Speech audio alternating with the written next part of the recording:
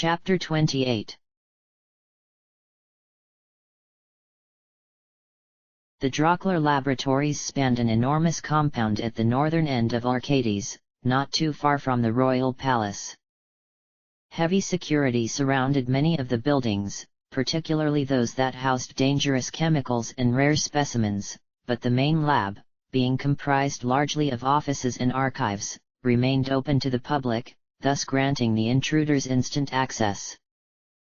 Though Bolthier had no trouble picking the locks that bound the doors to the restricted areas, the only way to the upper levels was through the mechanical lifts that remained entirely code-operated. Staircases, of course, would automatically open in the event of a fire, but in times that did not warrant emergency, locked doors and armed guards assured that they went without use. However, nearing the lift, they found the surrounding halls strangely devoid of any activity, empty of scientists, technicians, assistants, and even guards. The group paused in the barren white hallway, tensely surveying their surroundings. "It's too quiet," said Bosch. "Passing strange," Bolthier agreed. "There are supposed to be guards here." Vaughn shrugged.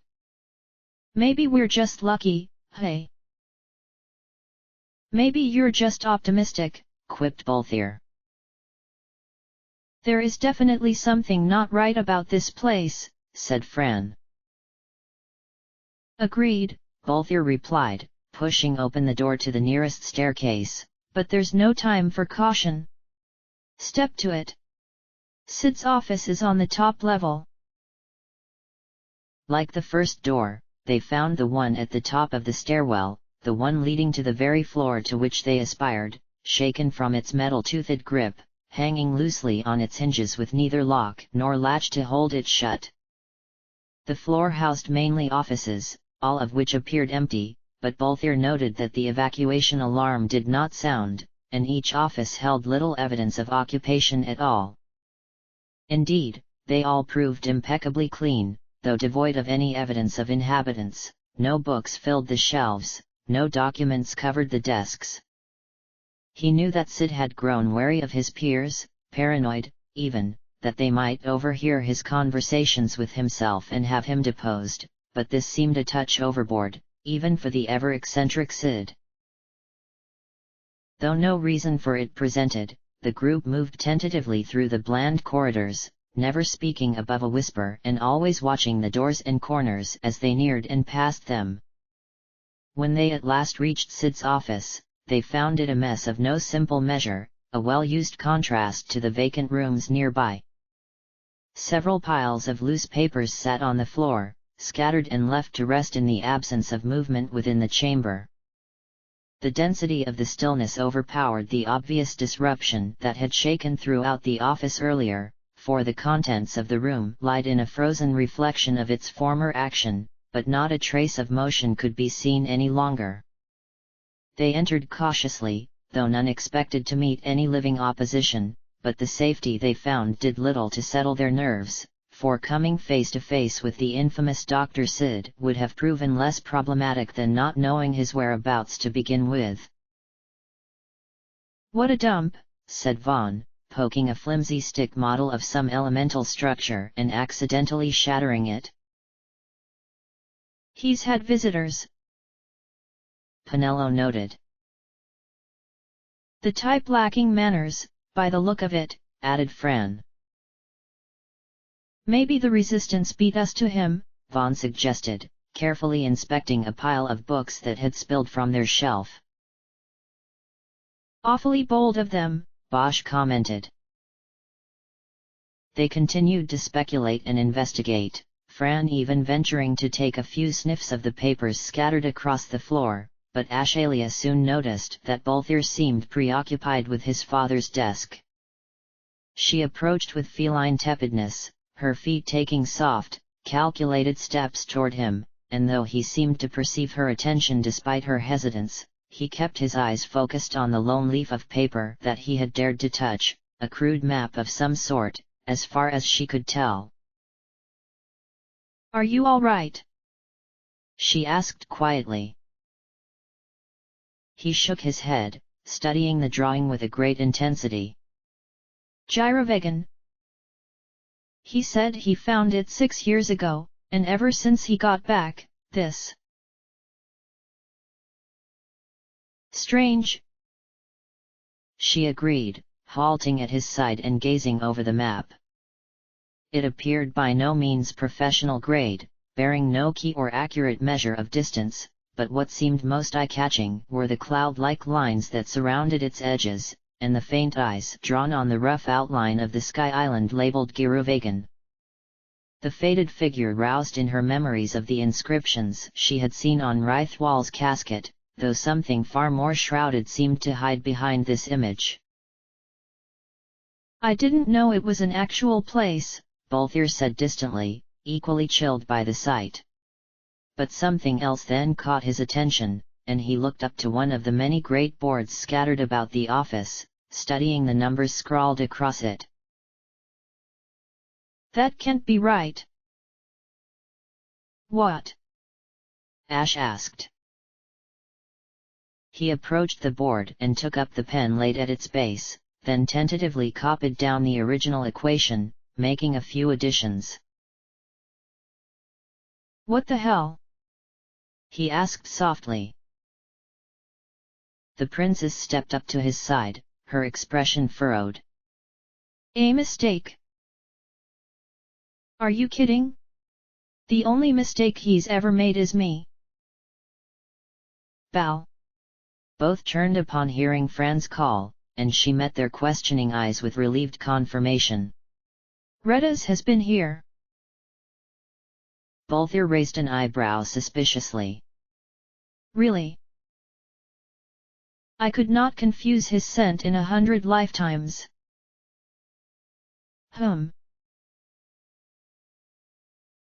Something we should know? Bosch asked. Certainly, said Balthier. I'm just not sure what it is. He stepped up to a blank patch of board with a bit more confidence, then, in the strong, elegant lettering that highly schooled Arcadians were widely known for, began scribbling out what appeared to be a complex mathematical formula. The others gathered in slowly, unsure of what precisely they now witnessed, none having ever taken into account that the Sky Pirate had been raised a noble and worked alongside scientists and mathematicians for much of his life. Finishing his father's equation, he stood back contemplatively, a light in his eyes like they'd never seen, an upset in his voice like they'd never heard. Well, I'll be damned, he said with a faint sigh. Having fun there? Vaughn mused. This is wrong, Balthier replied. What? Asked Fran. This. He gestured gracefully to the altered copy of the equation, explaining as best he could. Manufactured magicite is powerless on its own.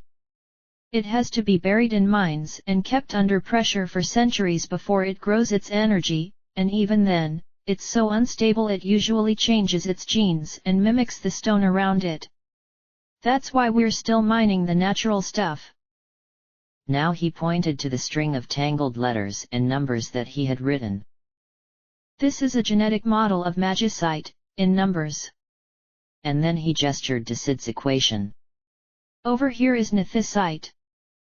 Pointing out a small divergence in subtext numbers attributed to one of the element signifying letters, he continued. The only difference is right here. He didn't create nethysite, he just fused a single cell of it with artificial magicite. So he makes all the magicite he wants, then turns it into nethysite so it can absorb energy out of mist. So? Vaughn asked. Magicite creates energy, Balthier answered. We don't know how, but that's beside the point. He's using existing energy. He received nothing but blank stares in response, and suppressed a sigh as he went on with yet another explanation. Look. One of the most basic scientific theories is that energy can't be created or destroyed, only transferred. So, assuming we've been right on that one, since the dawn of the Age of Reason, magicite doesn't create energy, we've always considered it the exception, but that doesn't make much sense in the scheme of things. If it doesn't create it, it must be somehow absorbing it, which means that nethicite is nothing more than a catalyst. Mist comes out of the planet, and nethicite absorbs mist. If magicite is doing the same without mist, then it must be ditching the middleman and absorbing the mist straight out of the planet itself. Now, maybe a few pieces of nethicite will be harmless, but by speeding it up with all of his little manufactured toys, he's disrupting the whole process and sucking the planet dry before it can transfer more energy. They stared at him with empty eyes and confused expressions, and Penelo, blinking slowly, spoke for them all. He's a vampire. Close enough, Balthier replied. So all this energy he's taking, said Ash, is being used by Vayne. Balthier nodded. Scary, isn't it? He's getting massive amounts of nethicite for a fraction of the cost of magicite. Spend the extra on more ships, charge them all up. We're pretty much screwed. An army more powerful than the world it dominates? Ash said quietly. You're not making any sense, said Vaughn. Just trust me, Balthier sighed in return. Suddenly a crash sounded down the hall, and frenzied shouts rang out, indiscernible amid the echoes, but clearly referring to some escaping threat. They found us, Penelo whimpered. Redas, more like, added Fran. We should lie low for now. But Balthier smiled smugly, heading for the door and carefully opening it as the ruckus outside died down. Better yet, we'll use their confusion. His plan proved a smart one, though Bosch did not appear at all eager to involve the princess in it. She, however, met his hesitance with her usual insistence, and before long the whole group had ventured out into the halls once more, following the violent racket at a fair enough distance that they went for the most part unnoticed. Unfortunately, a trio of guards caught them rounding a corner, and the group had no choice but to dispatch them before they alerted others to their presence. The scuffle ended as quickly as it began, the guards finding themselves well outnumbered, but the group soon discovered that they would have inevitably met the same fate had they not discovered the intruders. As they proceeded through the white hallways and toward the stairwell, increasing numbers of dead guards presented, some flat on their faces against the cold floor, some slumped sullenly against the walls. The trail led up the stairs to the roof, and the group paused at the final doorway, Bosch once more reminding the princess that her life was too precious to risk so freely. Swallowing her disappointment, she allowed Balthier and Fran to bust through first, though, upon following, she found all danger directed not at her but at Sid, who, flanked by a pair of guards, neared an Atomos idling on the roof. A tall man of imposing build, Redas, the princess and her cortege assumed, encroached on the slowly retreating group, his lone sword drawn in response to their three and his voice thundering even as he calmly attempted to reason with the scientist. You know Deifacted nethicite brought down the Leviathan. How can you persist in this folly? Sid responded with a rather jovial laugh, and spoke with tone free of even the slightest unease. Have you come here to stop me? Honestly, I allotted you more sense than that. Balthier stepped into view then, near to Reda's side, yet still a step behind him. Consider your numbers, old man, he said plainly. And bear in mind that the voices don't count. Ah, my favorite scrap of sky scum! Sid exclaimed. What brings you here? Treasure, what else would a pirate want? Redas glanced over his shoulder. Just can't keep yourselves out of trouble, can you? It's more an art than a vice, Fran replied, nearing his other side as the rest of the cortege followed with swords drawn. Balthier ignored the exchange and took another step toward Sid. Just hand over the dusk shard and we might kill you quickly. You've come all this way for that trinket? I thought you above this.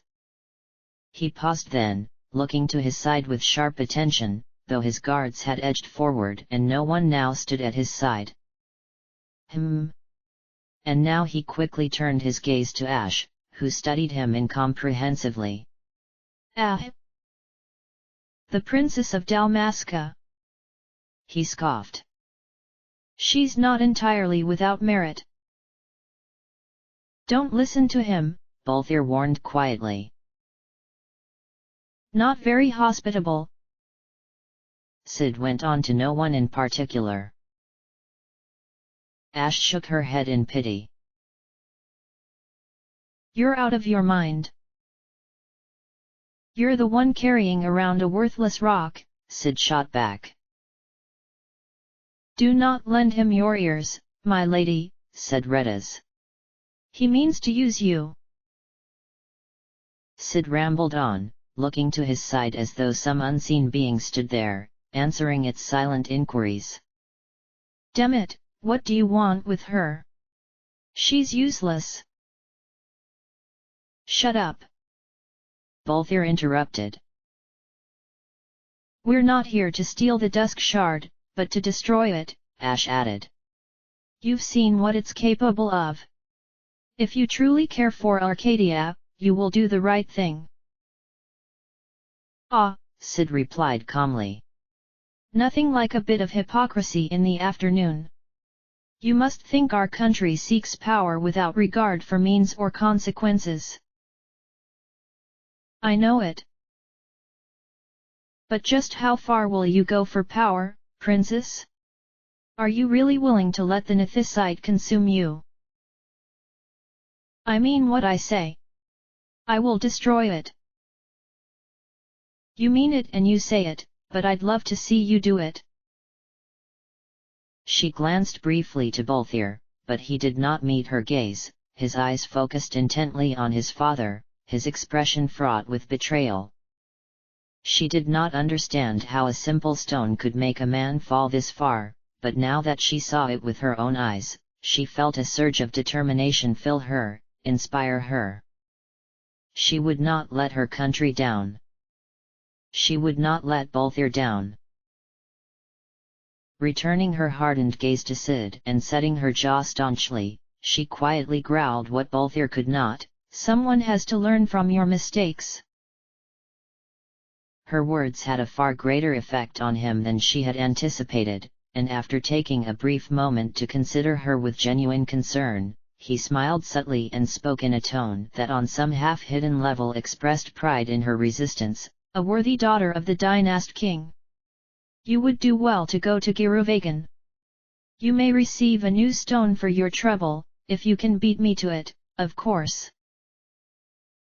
His offer distracted them from the guard behind him, who stealthily took from his pocket a piece of magicite and triggered it, launching a blinding array of lights at them. The fantastic explosion of color dimmed in a matter of seconds and soon condensed itself into nothingness, absorbed by the small chunk of artificial nethysite in Penello's hand. Unfortunately, however, by the time the air cleared, Sid, the guards, and the Atomos had vanished, leaving the group on the lab's roof in a state of considerably confused disappointment. Penello studied the stone calmly, noting its warmth and shimmer, and Balthier glared at the horizon before shaking his head in defeat. I hate it when he does that, he grumbled. Vaughn turned to his sister with a grin. Aren't you glad I brought you along? Penello responded with a groan, and a deep, eloquent voice sounded from behind them. Perhaps you think me remiss. They turned to see Reddas approaching, a look of rather cordial skepticism on his face. Princess Ashalia, I take it. Yes, she said with a nod, extending her hand. And you must be Retta's. The one and only, he replied, shaking it. I wasn't expecting you for quite some time, though I must say I find it a pleasant surprise so far. I wasn't aware you were expecting me, she said sharply. Lamont told me to keep an eye out for you and one of the Rosarian princes. He said it may be to my advantage. I see. So is it? She shifted her weight slightly, trying not to regard him as she so often did Balthier. I understand you pay Vane handsomely for your independence. That I do, he confirmed with a bold grin. Then yes, I may be able to help you. Then by all means, allow me to escort you back to Balfonheim, the strahl is no doubt docked there, yes. He cast a mischievous glance on Balthier, who rolled his eyes in response. Clever and kind, said Ash, following the Pirate King toward the nearby door that led them back down the stairwell. Balthier didn't nearly do you justice. I'd expect no less of the old boy. Oh, God! Balthier groaned. They headed down the many staircases, ready to strike if they met opposition, though they found none in light of the recent rampage that had cleared the building. Balthier appeared rather embarrassed, avoiding Ash and for once taking Fran's lead, but he did not seem distrusting of Retta's, and therefore none took his behavior too seriously. I wonder if you'd do us another favor on the way? The princess went on. Gladly, if I'm able, said Retta's. We've been told you know a man named Zecht. Damn it, Ash! Balthier muttered. Zecht. Retta's replied thoughtfully. The judge who once guarded our new emperor. Yes, she answered with a nod. Could you take us to him? It's very important. Retta's beamed at this, immediately disregarding the seriousness of her inquest with a bellowing reply and broad smile. Ha! Take you to him? Certainly, Highness. He is at Nabudis, has been for the last 2 years. Going on 3, I believe. Cold as stone and useful as a hawk without wings. You're free to ask whatever you wish of him, but don't expect any answers. Then he is dead? She asked, more irritated than dejected. But weren't you doing this for him? You've spoken to Jules, eh? That piece of, your pardon. He shook his head and waved his hand in dismissal, continuing on with more sober a tone. What I do here, I do to fulfill a promise I made to Zecht on his deathbed, nothing more. I see. Retta's continued on jovially, but Ash soon grew aware of Balthier's eyes boring into her, meeting the gesture in an admittedly childish attempt to outglower him. What? She asked in a hushed growl. He hesitated, glaring at her with what almost looked to be pain in his eyes, and finally whispered, You scare me sometimes. Upon reaching the ground floor, they proceeded to the docking bay where Retta's impressive airship awaited them. Fran noted that it was a Boucherban model, and the Pirate King regaled them with the tale of how his previous ship had been lost in a great escape, and how he had subsequently stolen the new one and succeeded in outrunning his pursuers with it. He then apologized to Ashalia, assuring her that her uncle had no involvement in the debacle, but when he spoke of his intelligence preventing him from interfering with the intentions of a man so strict as Holly Mondour, he inadvertently implicated himself further. How should you know of his strictness? The princess questioned. From my experience, his reputation makes him seem too lenient. Redas withheld a sigh and smirked subtly. I suppose it is useless to lie to your highness. And then some, Vaughn added. Ash returned his smirk, and he began with a heavy tone. The Marquis came to me last week with a proposition. He had heard of my hatred of Nethysite and asked if I might help him relieve the Empire of it. That is why you are here? Ash asked, mildly accusing. No, no, Highness, he replied quickly, not in the least. I told him I would not help him bring such destruction upon Ivalice.